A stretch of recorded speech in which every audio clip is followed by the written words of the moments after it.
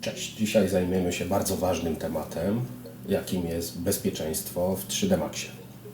Niestety niektóre pliki mogą zawierać zawirusowane skrypty, które mogą zniszczyć naszą ciężką pracę.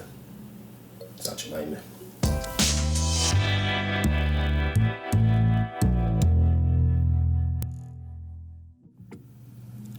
Czy zdarza się, że Twój Mac zachowuje się dziwnie? Tak, wiem, każdemu się to zdarza, ale tak bardziej dziwnie niż zwykle. Na przykład nie możesz otworzyć w ogóle programu, dane sceny są uszkodzone, pojawiają się puste węzły pomocnicze o dziwnych nazwach, których nie możesz usunąć. Nie można zapisać sceny ręcznie, nie można użyć funkcji cofnij, program wyświetla różne błędy Max Script.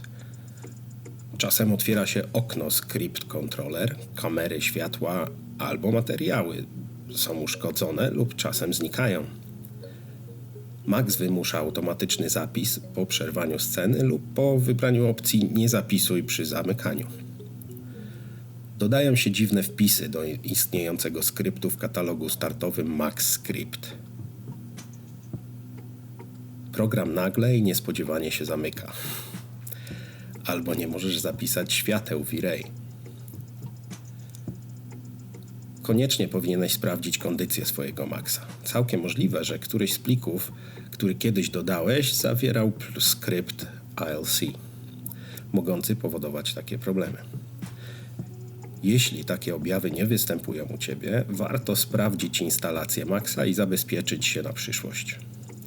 Pierwsza rzecz, jaką należy zrobić, to pobrać i zainstalować najnowszą wersję narzędzi bezpieczeństwa dla Autodesk 3D Max. Pod filmem znajdziesz wszystkie potrzebne linki. Następnie otwórz program i przy pomocy skrótu F11 lub klikając prawym przyciskiem myszy na oknie w lewym dolnym rogu wywołaj okno Listener Window. Skopiuj zamieszczone na stronie Autodesk, a także zamieszczone pod filmem polecenia, ważne, by wpisać je pojedynczo i zatwierdź każdy Enterem. Jeśli w obu przypadkach pojawił się wynik false, możesz spać i pracować spokojnie. Twój Max jest zdrowy. Działający w tle Security Tools for Autodesk sprawdza każdy otwierany w Max plik pod kątem złośliwych skryptów i gdy napotka taki, poinformuje o tym fakcie i oczyści go. Niestety ILC nie są wykrywane przez żadne programy antywirusowe, gdyż działają jedynie jako makra w edytorze skryptów Maxa. Mogą uszkodzić poważnie instalację całego programu albo pojedynczych scen czy modeli. Niestety wirusy te są zaraźliwe i pobierając pliki z internetu lub otrzymując je od innych, miejmy to zawsze na uwadze.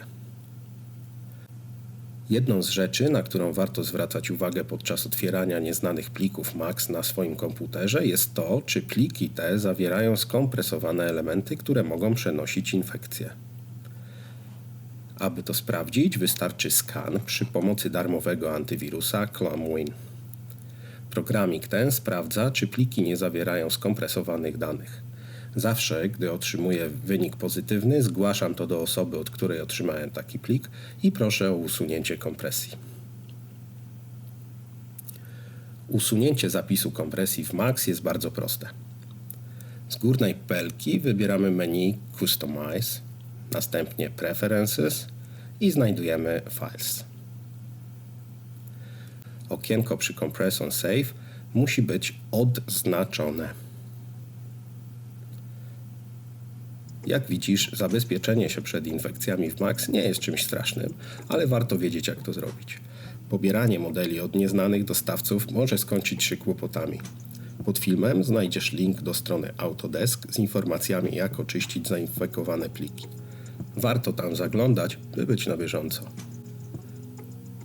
Jeśli masz jakieś pytania lub uwagi, pisz śmiało. To dla mnie największa motywacja, by powstawały kolejne filmiki o 3ds Max. Nie zapomnij zasubskrybować 3D Maniaka, żeby nie przegapić kolejnych odcinków. To był 3D Maniak. Do usłyszenia.